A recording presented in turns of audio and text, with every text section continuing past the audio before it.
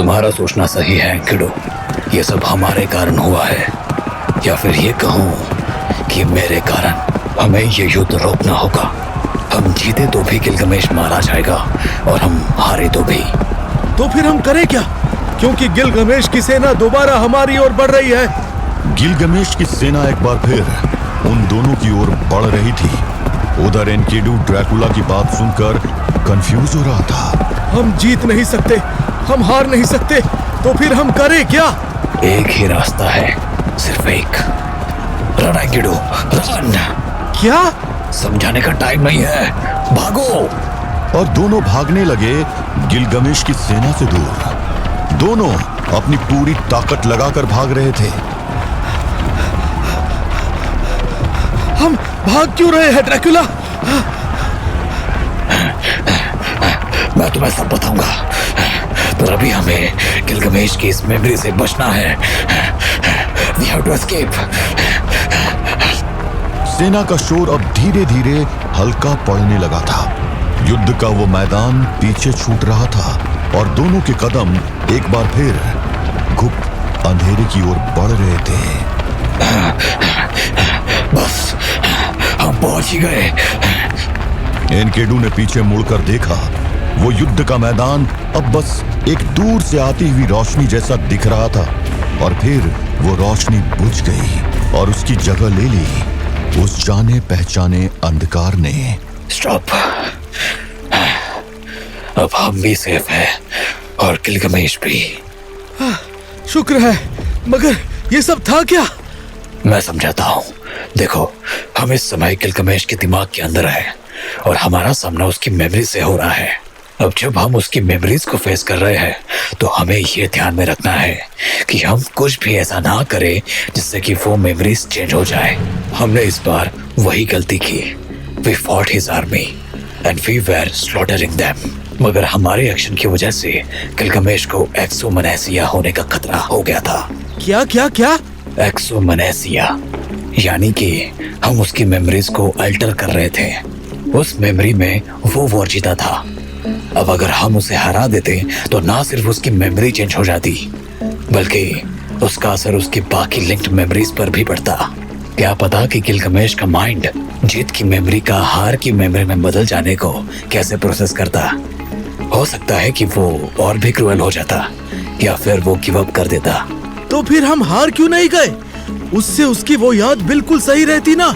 ऐसे पीठ दिखाकर भागने का कारण क्या था?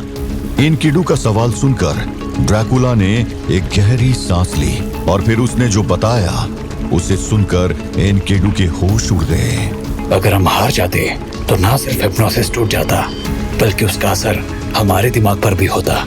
मैंने कहा था ना एनकिडू, गिलगमेश के दिमाग में घुसने के बाद बहुत कुछ ऐसा हो सकता है जो हम इमेजिन भी नहीं कर सकते।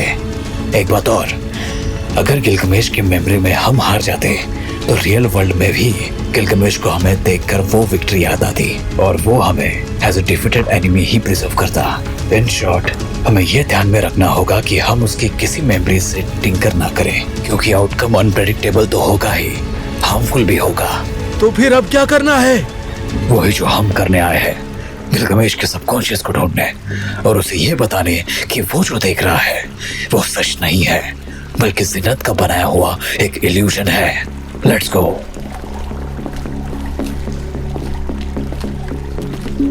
ड्रैकुला और एनकिडू एक बार फिर गिलगमेश के दिमाग की अंधेरी गलियों में भटकने के लिए आगे बढ़ गए, जहां एक ओर ड्रैकुला और एनकिडू अपनी मंजिल तलाश रहे थे, वहीं इब्लिस अपनी मंजिल तक पहुंच चुका था। Lucifer, Lucifer! लूसीफर अपने सिंहासन पर बैठा किसी गहरी सोच में डूबा हुआ था। इब्लिस के ऐसे अचानक आने से वो चौंक पड़ा। इब्लिस, तुम? क्या हो गया? इतने एंग्जियस क्यों लग रहे हो? सब ठीक है ना? बेलियाल या ड्रैकुला की कोई नई न्यूज लाए हो क्या? बेलियाल, मैं बेलियाल की खबर लाया हूँ। बेलियाल की? क्या हुआ बेलियाल को? वो ड्रैकुला तक पहुंच गया क्या? नहीं, अब तक तो नहीं। वैसे भी मैं तिलिस्म के अंदर नहीं देख पा रहा हूँ, बस बेलियाल की ऊर्जा को महसूस कर पा रहा हूँ, और यही चिंता की बात है। क्या मतलब है तुम्हारा? इस बेलियाल ओके? उसे कुछ हो तो नहीं गया? नहीं, वो ठीक है, मतलब जिंदा है, लेकिन उसकी ऊर्जा बदल रही है। बदल रही है? What do you mean? आपको मेरी बात पर यकीन नहीं होगा लूसीफर महान, लेकिन बेलियाल की ऊर्जा जो नियत की काली थी, मुझे आज उसमें सात्विक ऊर्जा महसूस हुई। सात्विक ऊर्जा? You mean to say बेलियाल से प्योर होली एनर्जी सिग्नेचर्स आ रहे हैं? मैं जानता था कि आप मेरी बात नहीं मानोगे, इसलिए मैं अपना यंत्र लाया हूँ, आप खुद देख लीजिए। इब्लिस ने तुरंत एक छोटा सा यंत्र लूसीफर की ओर बढ़ा दिया। ये क्या है? ये ऊर्जा मापने का यंत्र है, इसी से मैं बेलियाल पर नजर रख रहा हूँ। जब तक इस यंत्र पर ऊर्जा दिखती रहेगी तब तक बेलियाल सुरक्षित है, मगर जिस दिन इस यंत्र में ऊर्जा दिखनी बंद हो गई, ये मान लीजिएगा कि बेलियाल को तिलिस्म निगल गया है। बाकी आप खुद देख लीजिए लूसीफर महान, बेलियाल की ऊर्जा पूरी तरह से काली होनी चाहिए, मगर अब ऐसा नहीं है। लूसीफर कुछ देर उस यंत्र को ध्यान से देखता रहा।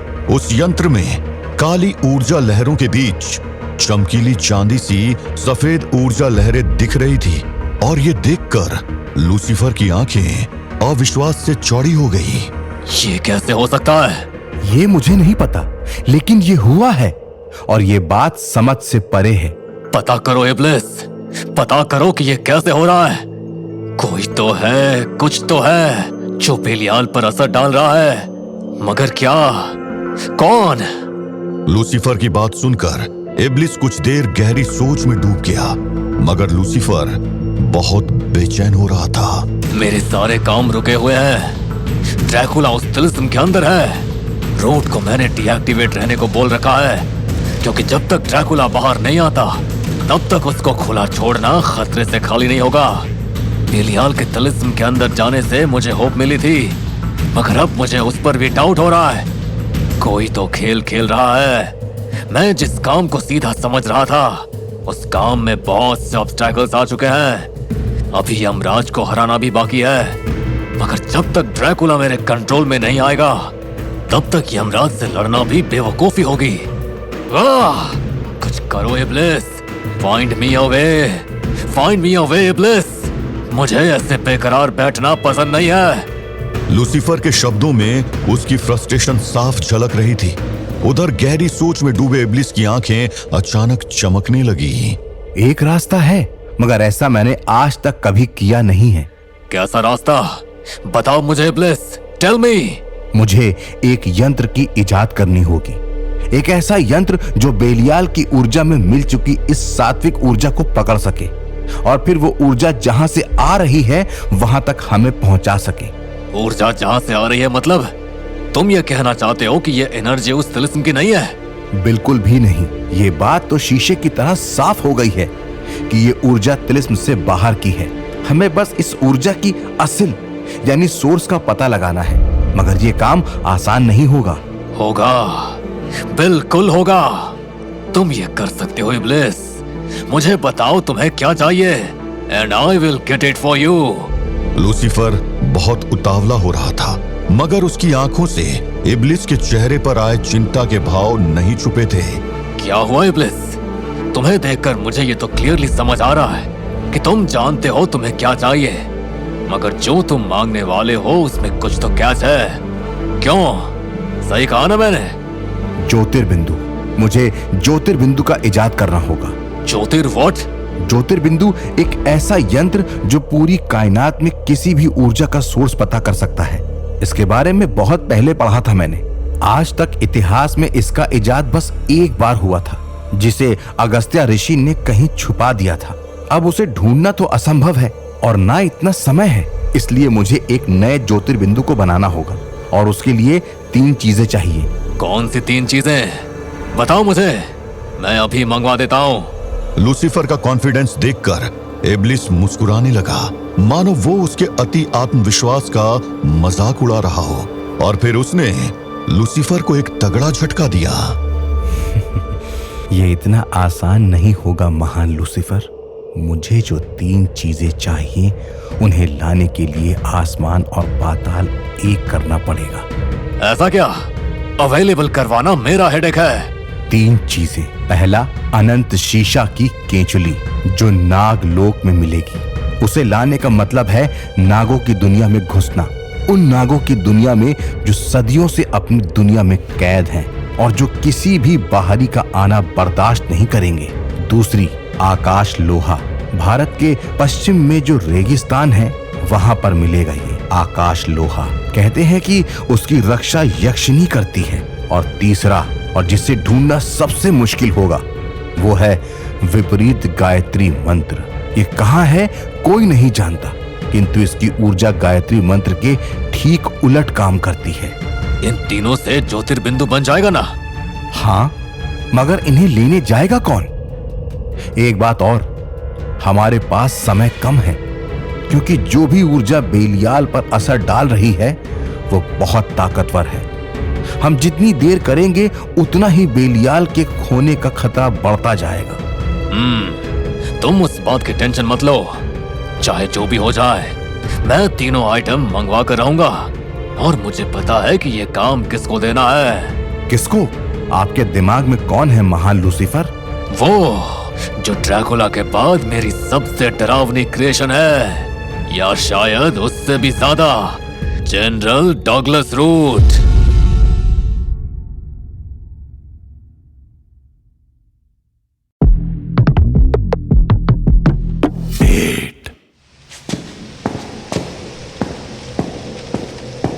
रात के घनेरे अंधेरे में एक पुरानी चर्च की छत पर हवा के सन्नाटे को चीरती हुई एक वैसी आवाज गूंज रही थी। जनरल रूट अपने भारी बूट्स के तेज थप थप से छत पर घूम रहा था, जैसे कोई भूखा शिकारी अपने शिकार का इंतजार कर रहा हो। उसके सांसों का भारी होना, हाथों की मुट्ठियां बांधना, सब इस बात का संकेत दे रहे थे कि वो बहुत बेचैन था। कितनी देर तक यूं ही इस पुरानी सी चर्च में छुप कर रहना होगा मुझे?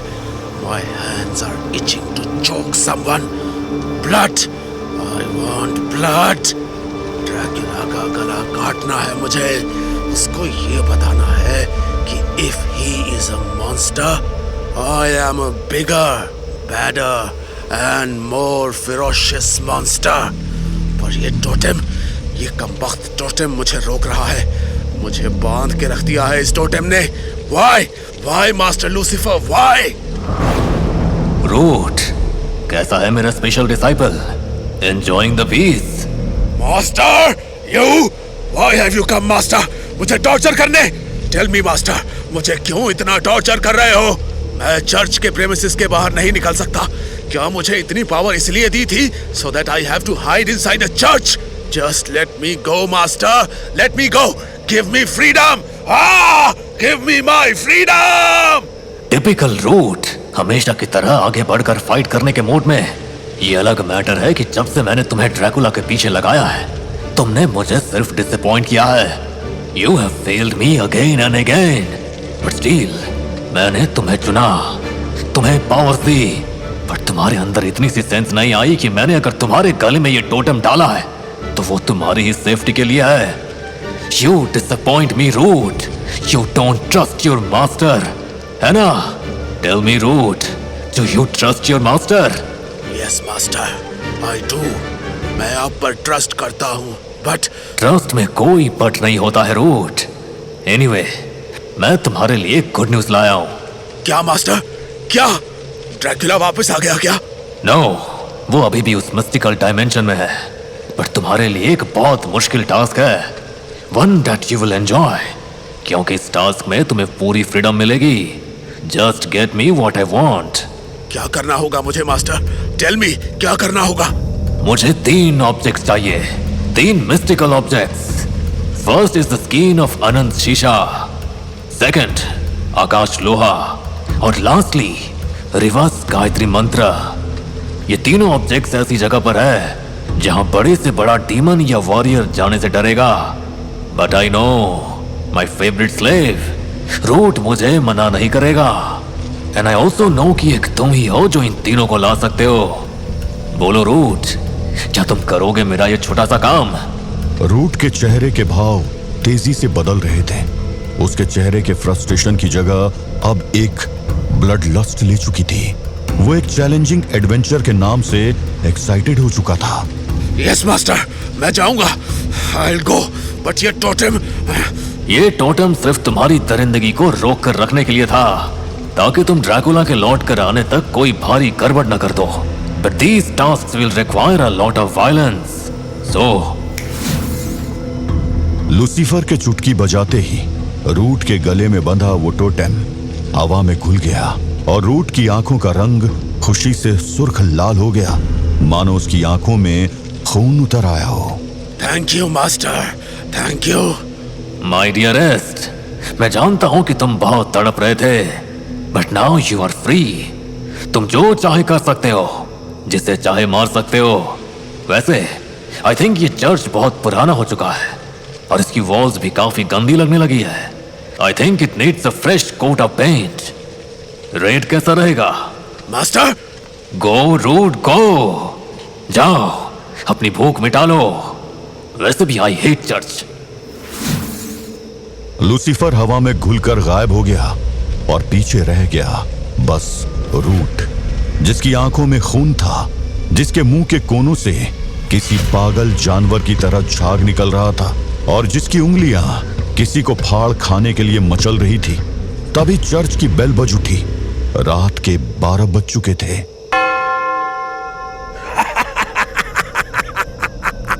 Thank you master. अब देखो, मैं इस रात को खून से रंगूंगा। हर चीख, हर सांस, सब मेरा शिकार बनेंगे। रूट की आंखें देखकर ऐसा लग रहा था जैसे उसके अंदर का लावा उबल रहा हो। वो चर्च के अंदर एक भूखे शेर की तरह घूमने लगा। उसके कदम हर कोने में मौत की आहट पैदा कर रहे थे। उसके चलने की आवाज उस चर्च में गूंज रही थी और आवाज सुनकर एक सीनियर नन हाथ में कैंडल लिए बाहर निकल आई। कौन है वहाँ? Who's there?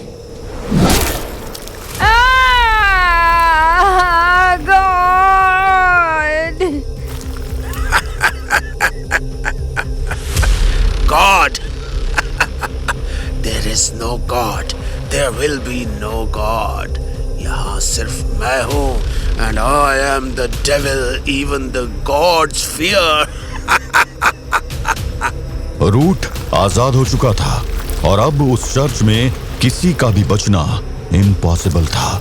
रूट नन का रक्त पी रहा था और ये नजारा एक जवान पादरी ने देख लिया। Devil! Devil! There is a devil inside God's house! अब सबको पता चल जाएगा। Good. The more they will scream, the more I will enjoy hunting them. Run! Run if you can! सब लोग भागो! He will kill us all! He will kill! Root ने बिजली की गति से मूव किया और सबको वार्न कर रहा उस पादरी का सर अगले ही पल धड़ से अलग हो गया। और इस बार ये नजारा चर्च में जिंदा बचे सभी लोगों ने एक साथ देखा। चर्च की दीवारें डर से कांप रही थी, खिड़कियां चीख रही थी और दरवाजे डर से इतने जड़ हो चुके थे कि वो खुलने का नाम नहीं ले रहे थे।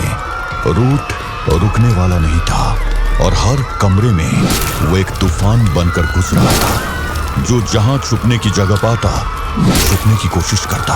मगर रूट से छुपना इम्पॉसिबल था। उसके हाथ खून से लाल हो चुके थे और लाल हो रही थी उस चर्च की दीवारें, ठीक वैसे जैसे लूसीफर चाहता था। चर्च से निकली चीखों की आवाज दूर दूर तक गूंज रही थी, मगर अफसोस की उन्हें सुनने वाला कोई नहीं था, और अगर होता भी तो वो डर के मारे वहीं मर जाता। आज आया है असली फील। यही पावर तो चाहिए थी मुझे। This is what power is. और अब मेरे रास्ते में जो कोई भी आएगा उसका इससे भी बुरा हाल करूंगा मैं। 1, 2, 3, 4 हर कोने में लाशों का दरिया बहने लगा था। रूट के हाथ, चेहरे, कपड़े सब खून से तर हो गए। उसके बूट्स अब हर कदम पर चिक चिक की आवाज कर रहे थे, जैसे कोई खून के समंदर में चल रहा हो। मगर अब चीखों का वो संगीत शांत हो चुका था। रूट अब चर्च के बाहर जाने के लिए उसके मेन डोर की ओर बढ़ चला, मगर तभी एक आवाज ने उसके कदम रोक लिए। Mummy, mummy.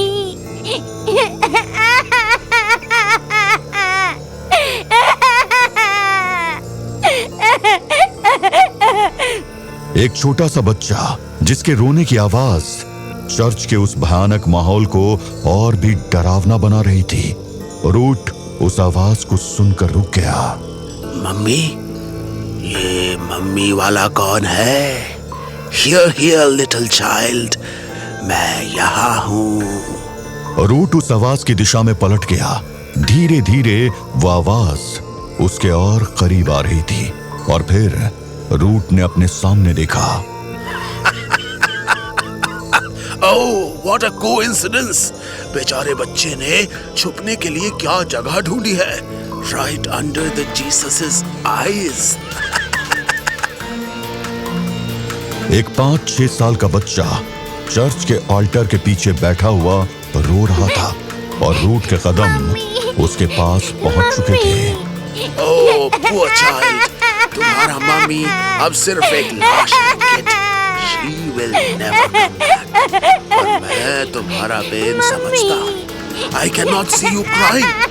So what should I do? ओह, ये तो आसान है। तुम्हारी मम्मी तुम्हारे पास नहीं आ सकती है, पर तुम तो अपनी मम्मी के पास जा सकते हो। वो एक बेहद लंबी रात थी, एक ऐसी रात जिसने एक चर्च को एक कब्रिस्तान बना दिया था, जिसने एक ऐसे शैतान को आजाद कर दिया था जिसको रोकने वाला शायद पूरी दुनिया में कोई नहीं था। रात की आखिरी अंगड़ाई के साथ रूट उठा। उसका पेट बच्चे के नर्म मांस से भर चुका था। एक नया सवेरा उस रात की काली परछाई को निगलने आ रहा था और सुबह की पहली किरण से पहले एक आखिरी आवाज गूंजी। सूरज की पहली किरण ने चर्च के दरवाजे पर खून के निशान को चमका दिया।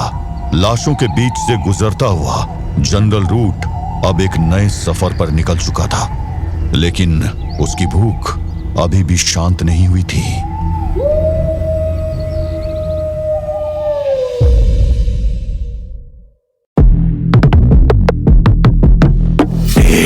जहां एक और जनरल रूट एक असंभव से दिखने वाले मिशन पर निकल चुका था, वहीं उसका सबसे बड़ा दुश्मन यानी ड्रैकुला अभी भी एनकीडू के साथ गिलगमेश के दिमाग के अंधेरी गलियों में भटक रहा था। हम ऐसे कब तक भटकते रहेंगे ड्रैकुला? तब तक जब तक हमें गिलगमेश की सबकॉन्शियस नहीं मिल जाती। जीनत भी 100% वहीं पर होगी। वो तो मैं समझ रहा हूँ, लेकिन कोई तो सुराग मिलना चाहिए ना, ताकि हमें पता लग सके कि आखिर जो हम ढूंढ रहे हैं वो किस दिशा में है। यही तो कैच है एनकीडू। गिलगमेश का ब्रेन जरूरत से ज्यादा कॉम्प्लेक्स है। यहाँ ना कोई साइन बोर्ड्स मिलेंगे और ना कोई हमें रास्ता बताने आएगा। यहाँ सिर्फ एक ही फोर्स काम करेगी। कौन सी? हमने अपने दिल की धड़कनों को गिलगमेश की हार्ट बीट से सिंक्रोनाइज कर रखा था। दैट मीन्स हमारी एनर्जी वाइब्रेशंस ऑलमोस्ट सेम है। मैं बस उन्हीं वाइब्रेशंस को फॉलो कर रहा हूँ। ट्रस्ट मी एनकीडू, हम सही रास्ते पर हैं। सूनर और लेटर हम वहाँ पहुँच जाएंगे जहाँ हमें जाना है। ड्रैकुला की आवाज में एक कॉन्फिडेंस था, मगर एनकीडू को अभी भी यकीन नहीं हो रहा था। तुम इतने भरोसे से बोल रहे हो, मगर अभी तक तो मुझे बिल्कुल भी ऐसा नहीं लग रहा है कि हम सही रास्ते पर हैं। मैं तुम्हारे डाउट को समझ रहा हूँ, बट तुम्हें एक बात और समझनी होगी। भले ही हम सही बात पर क्यों ना हो, गिलगमेश का ब्रेन हमें रोकने की कोशिश जरूर करेगा। मतलब? गिलगमेश नींद में भले ही हो, लेकिन उसका ब्रेन अभी भी एक्टिव है और वो ब्रेन हमारी प्रेजेंस को आइडेंटिफाई कर रहा है। उसके लिए हम एक तरह का इन्फेक्शन है और वो हमें रेसिस्ट करने की यानी रोकने की और मिटाने की कोशिश जरूर करेगा। यही रीजन है कि हम सही बात पर होते हुए भी अपनी मंजिल तक अभी भी नहीं पहुंच पाए हैं। अभी ड्रैकुला ने अपनी बात पूरी करी ही थी कि अचानक दोनों ने अपने आप को एक कमरे में खड़ा पाया। ये क्या? हम चलते चलते अचानक इस कमरे में कैसे आ गए? कुछ तो अजीब है। अजीब तो है, पर मुझे लग रहा है कि तुम कुछ और ही सोच रहे हो। तुमने सही पकड़ा है किडो। ये रूम कोई नॉर्मल रूम नहीं है, ये किसी तरह का ऑब्स्ट्रक्शन है। देखो इस रूम को ध्यान से देखो। इसकी दीवारें पास लग रही है, लेकिन जैसे ही मैं कुछ स्टेप्स आगे बढ़ूंगा ये दीवार मेरे पास आने की जगह उतनी ही दूर पर रहेगी। It is an endless room जहाँ ना कोई एग्जिट है और ना कोई एंट्री।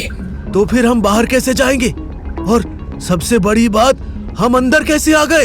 हम अंदर आए नहीं है, लाए गए हैं। मैं इसी की बात कर रहा था। गिलगमेश का दिमाग हमें रेजिस्ट कर रहा है। कुछ देर तक ड्रैकुला और एनकेडू चारों तरफ देखते रहे। सच में उस रूम में न कोई दरवाजा था और न कोई खिड़की। हमें यहाँ ट्रैप करके गिलगमेश आखिर करना क्या चाहता है?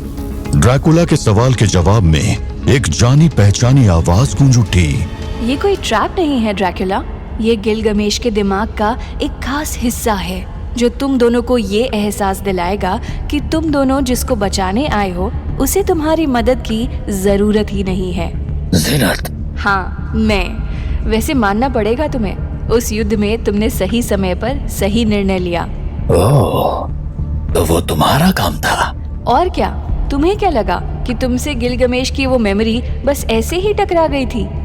नहीं नहीं नहीं, मैंने बहुत ध्यान से उस मेमोरी को चुना था ताकि तुम दोनों खुद अपने हाथों से गिलगमेश के दिमाग को बर्बाद कर दो। थी ना बढ़िया चाल? गिलगमेश की एक ऐसी मेमोरी को तुम्हारे रास्ते पर लाना जिसमें वो तुम दोनों को ही दुश्मन मान बैठे। पर हाय री किस्मत, तुमसे मुझे इतनी बुद्धि की उम्मीद ही नहीं थी ड्रैकुला। मुझे नहीं पता कि तुम मेरे बारे में क्या जानती हो, मगर मैं कोई नॉर्मल सा मॉन्स्टर नहीं हूँ। 400 सालों तक जिंदा रहने के बाद मेरे पास बेशुमार नॉलेज है, and with knowledge comes wisdom. बहुत अच्छी बात है। शायद मैं तुम्हें सच में अच्छे से नहीं जानती हूँ, मगर यहाँ सवाल मेरे जानने का नहीं है। इम्पोर्टेंट ये है कि गिलगमेश तुम्हें कैसे जानता है। क्या मतलब? ड्रैकुला, एनकिडू, तुम दोनों बहुत बहादुर हो। तुम दोनों गिलगमेश को बचाने आए हो, मगर कभी सोचा भी है कि जिसको बचाने आए हो वो तुम दोनों के बारे में क्या सोचता है? नहीं ना? कोई बात नहीं, मैं मदद करूंगी। तुमने ठीक सोचा था ड्रैकुला, ये कोई नॉर्मल रूम नहीं है। This is the chamber of his pride, और यहाँ तुम्हें वो दिखेगा जो गिलगमेश तुम्हारे बारे में सोचता है। ज़ीनत के बोलते ही उस रूम की फर्श कांपने लगी और उसमें से 2 बड़े बड़े मिरर्स बाहर आने लगे। आगे बढ़ो ड्रैकुला, आगे बढ़ो एनकिडू, झांको इन आईनों में और देखो कि तुम गिलगमेश की नजरों में क्या हो। ज़ीनत की आवाज धीरे धीरे करके गायब हो गई और उस कमरे में रह गया बस ड्रैकुला और एनकिडू, जिनके सामने 2 बड़े बड़े मिरर्स खड़े हुए थे। ये सब क्या है ड्रैकुला? मुझे भी नहीं पता, मगर एक बात तो पक्की है, अगर हमें इस रूम से बाहर निकलना है तो हमें इन मिरर्स को फेस करना ही होगा। उसके अलावा और कोई ऑप्शन नहीं दिख रहा है। दोनों ने एक बार एक दूसरे की ओर देखा और अपने अपने सामने लगे मिरर की तरफ बढ़ गए। गिलगमेश मेरे बारे में क्या ही सोचता होगा। मैं उसका दोस्त हूँ, सबसे अच्छा दोस्त। न जाने कितनी लड़ाइयाँ लड़ी हैं हमने साथ में। एनकिडू अपने सामने रखे मिरर तक पहुंच चुका था। उधर ड्रैकुला भी मिरर के सामने खड़ा था। लेट्स सी कि गिलगमेश मेरे बारे में क्या सोचता है। ड्रैकुला ने मिरर की ओर ध्यान से देखा।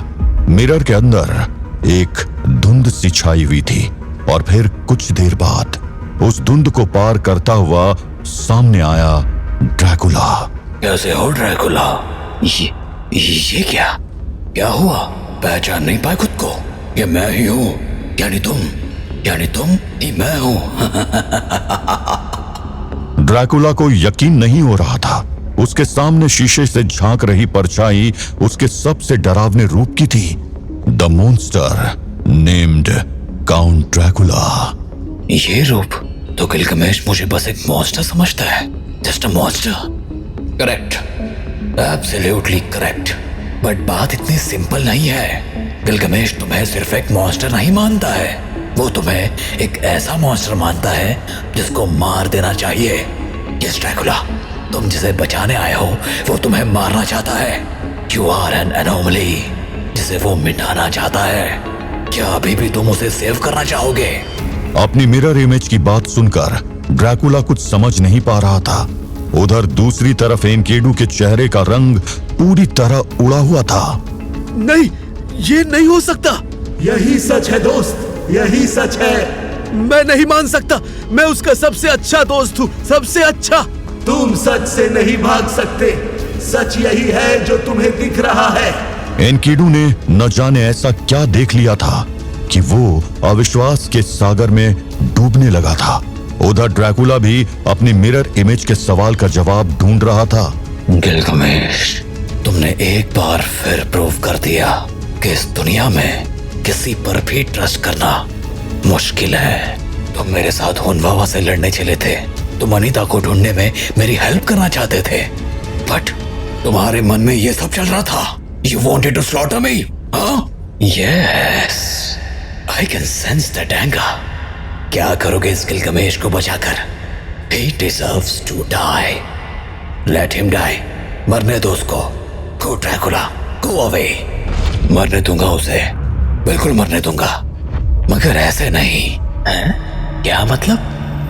Gilgamesh will die, but not like this. वो एक वॉरियर है और एक वॉरियर की डेथ बैटलफील्ड में ही अच्छी लगती है, और उसके लिए उसका इस नींद से जगना बहुत जरूरी है। ड्रैकुला का रिप्लाई सुनते ही उसकी मिरर इमेज जैसे पागल सी हो गई। You idiot! तुम्हारे ऊपर उस बेवकूफ अनीता का बहुत बुरा इम्पैक्ट हो गया है। काउंट ड्रैकुला कब से दूसरों की चिंता करने लगा? You disappoint me. You are not a monster anymore. तुम सॉफ्ट हो गए हो। सॉफ्ट हो या नहीं ये तो नहीं पता, बट तुम्हें एक हार्ड रियलिटी चेक जरूर देना चाहता हूँ। Dracula is defined by what he thinks of himself.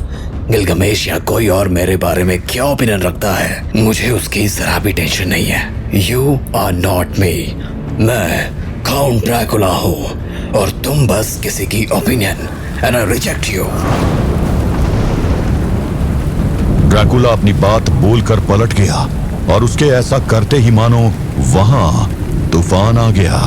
न जाने कहां से एक जोरदार बिजली कड़की और उस मिरर से जा टकराई। ड्रैकुला ने उस बात पर बिल्कुल भी ध्यान नहीं दिया क्योंकि उसका पूरा ध्यान एनकिडू पर चला गया था, जो लगभग मूर्ति की तरह जड़ होकर मिरर के सामने बैठा हुआ था। एनकिडू को क्या हुआ? Why he sitting like that? ऐसा लग रहा है जैसे उसको बहुत बड़ा शॉक लगा है। मुझे देखना हो। ड्रैकुला के शब्द वहीं पर अटक गए क्योंकि उसी पल उसकी पीठ पर एक जोरदार लात पड़ी। पीठ पे वार, किसकी हिम्मत? ड्रैकुला संभलते हुए पीछे पलटा और उसे अपनी आंखों पर यकीन नहीं हुआ। But how? ड्रैकुला के ऊपर अटैक करने वाला और कोई नहीं बल्कि उसकी वो मिरर इमेज थी। वो टूटा हुआ मिरर देख रहे हो ना ड्रैकुला, वो तुम्हारे कारण हुआ है। जब तुमने मुझे रिजेक्ट किया तो तुमने गिलगमेश की ओपिनियन रिजेक्ट कर दी, और एक इंसान की ओपिनियन उसके प्राइड से लिंक्ड होती है। यू चैलेंज्ड हिज प्राइड, और जब प्राइड की बात आती है ना तो दिमाग पागल हो जाता है। अब या तो तुम बचोगे या फिर गिलगमेश की प्राइड यानी कि मैं।